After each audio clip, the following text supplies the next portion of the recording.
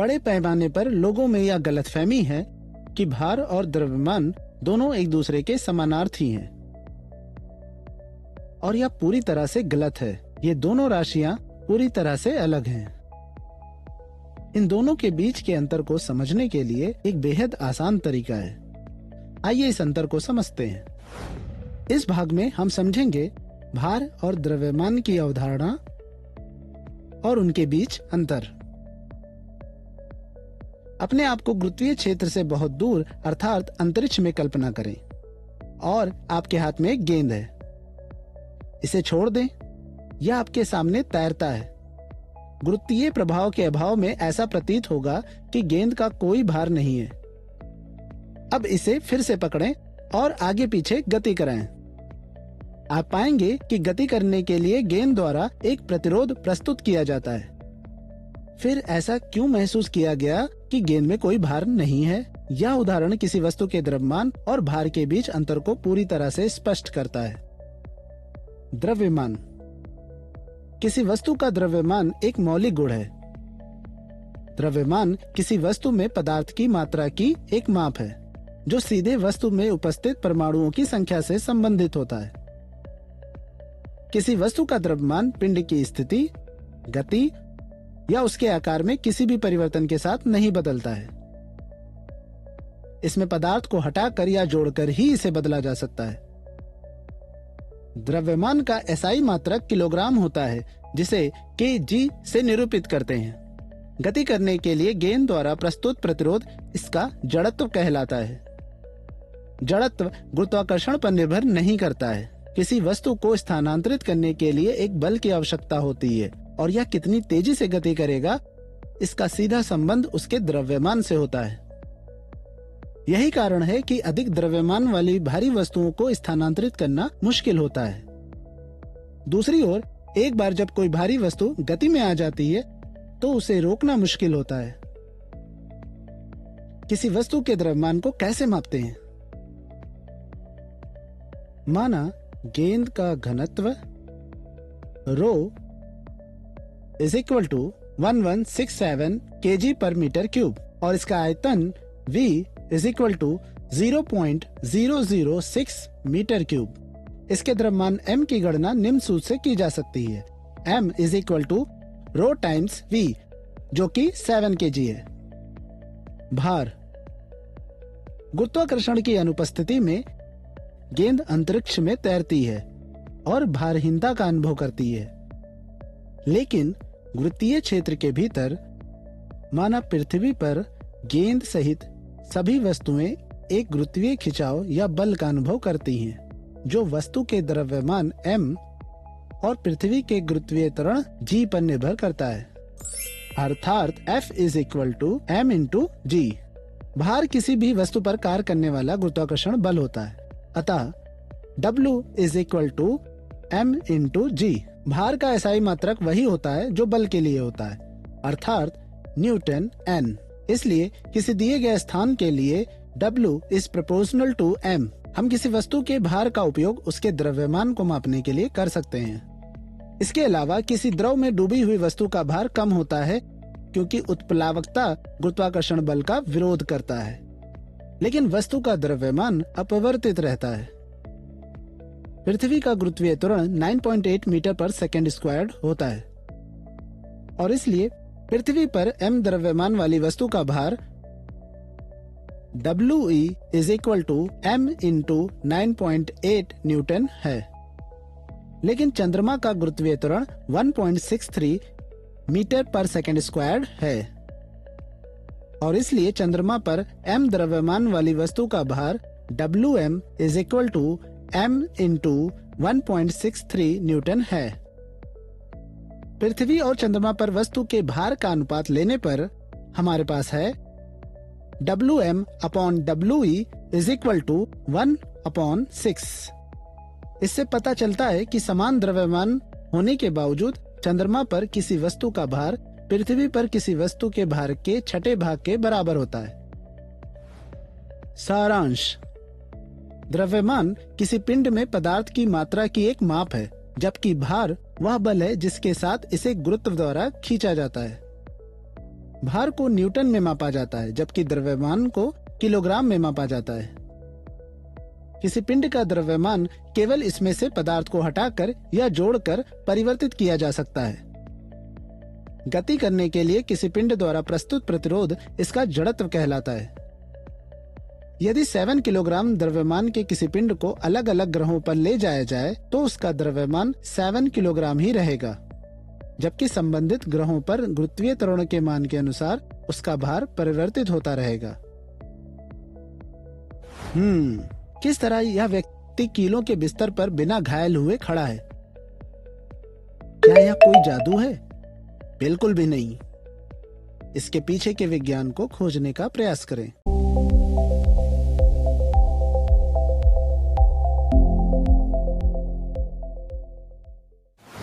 द्रव और गैसों को तरल कहा जाता है क्योंकि उनमें प्रवाह की क्षमता होती है, लेकिन इसका अर्थ है कि वे अपने आकार को बनाए रखने में असमर्थ हैं। इस स्थिति में हम द्रव और गैसों का आयतन कैसे मापेंगे? आयतन की मूल इकाई बराबर है m³ के, जो कि बराबर है घन मीटर के। आयतन की एक छोटी इकाई सेंटीमीटर क्यूब है, जो घन सेंटीमीटर है। घन मीटर और घन सेंटीमीटर के बीच संबंध निम्न है। 1 घन मीटर बराबर है 1 मीटर गुणा 1 मीटर गुणा 1 मीटर, जो कि बराबर है 100 सेंटीमीटर गुणा 100 सेंटीमीटर गुणा 100 सेंटीमीटर, जो कि बराबर है 10 लाख सेंटीमीटर क्यूब के। यानी कि 1 घन मीटर बराबर है 10⁶ घन सेंटीमीटर के। किसी पात्र की क्षमता या भरण क्षमता को लीटर इकाई में मापा जाता है। इसकी छोटी इकाई मिलीलीटर है। 1 लीटर बराबर होता है 1000 मिलीलीटर के। 1 लीटर बराबर है 1000 घन सेंटीमीटर के। 1 मिलीलीटर बराबर है 1 घन सेंटीमीटर के। द्रवों का कोई निश्चित आकार नहीं होता है, लेकिन वे जिस पात्र में भरे जाते हैं उसका आकार ले लेते हैं। द्रव का आयतन निम्नलिखित 2 विधियों द्वारा मापा जा सकता है। पहला, आशंकित मापन सिलेंडरों का उपयोग करके, और दूसरा, विभिन्न क्षमता वाले मानक मापक पात्रों से, जैसे 1 लीटर, आधा लीटर, 1/4 लीटर इत्यादि। सारांश: अब तक हमने सीखा कि आयतन का SI मात्रक घन मीटर होता है। छोटी इकाई के लिए इसका मात्रक घन सेंटीमीटर होता है। 2 इकाइयों के बीच रूपांतरण 1 मीटर क्यूब बराबर होता है 10⁶ सेंटीमीटर क्यूब के। चूंकि द्रवों का कोई निश्चित आकार नहीं होता, इसलिए उनके आयतन को विभिन्न क्षमताओं के आशंकित मापक सिलेंडरों या मानक मापक पात्रों द्वारा मापा जाता है। चूंकि द्रव्यमान और आयतन एक ही पदार्थ का वर्णन कर सकते हैं, लेकिन अन्य तरीके से, दोनों एक दूसरे से संबंधित हैं। इनके मध्य संबंध जानने के लिए आगामी वीडियो में हमारे साथ जुड़े रहें।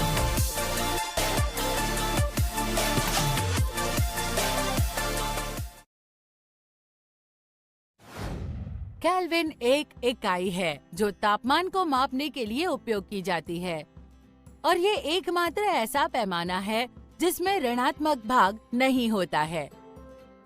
हालांकि ब्रह्मांड में उच्चतम तापमान एक सुपरनोवा के अंदर 3.5 बिलियन केल्विन है, और सबसे कम तापमान अंतरिक्ष में 3 केल्विन है। आइए एक बीकर में कुछ बर्फ और दूसरे में जल लें। उन दोनों को आणविक स्तर पर देखें। जल के अणु बर्फ की तुलना में जल में तेजी से गति करते हैं। जल में बर्फ की तुलना में अधिक ऊष्मीय ऊर्जा होती है। इस ऊष्मीय ऊर्जा को थर्मोमीटर का उपयोग करके भौतिक रूप से तापमान के रूप में मापा जाता है। स्पष्ट है, जल का तापमान बर्फ की तुलना में अधिक होता है। यहाँ तापमान के सेल्सियस पैमाने का उपयोग किया जाता है। तापमान मापने के लिए आमतौर पर इस्तेमाल किया जाने वाला एक अन्य पैमाना फ़ारेनहाइट पैमाना है। हमारे शरीर का सामान्य तापमान फ़ारेनहाइट पैमाने पर 98.6 डिग्री फ़ारेनहाइट पाया जाता है। सेल्सियस पैमाना जल के व्यवहार पर आधारित होता है। जल 0 डिग्री सेल्सियस पर जम जाता है और 100 डिग्री सेल्सियस पर उबलता है। फ़ारेनहाइट पैमाने पर संबंधित तापमान क्रमशः 32 डिग्री फ़ारेनहाइट और 212 डिग्री फ़ारेनहाइट है। सामान्यतः सेल्सियस पैमाने पर किसी भी तापमान का मान फ़ारेनहाइट पैमाने पर ज्ञात करने के लिए सूत्र 9C/5 प्लस 32 का उपयोग किया जाता है, जहां C सेल्सियस तापमान होता है और F फ़ारेनहाइट तापमान होता है। अन्य तापमान पैमाना जो आमतौर पर इस्तेमाल नहीं किया जाता है, लेकिन जो कई वैज्ञानिक गणनाओं का आधार बनता है, वो है केल्विन पैमाना। इसलिए इसे तापमान माप की मानक अंतर्राष्ट्रीय इकाई के रूप में स्वीकार किया जाता है। अन्य दो तापमान पैमानों के विपरीत इसका कोई ऋणात्मक मान नहीं होता है।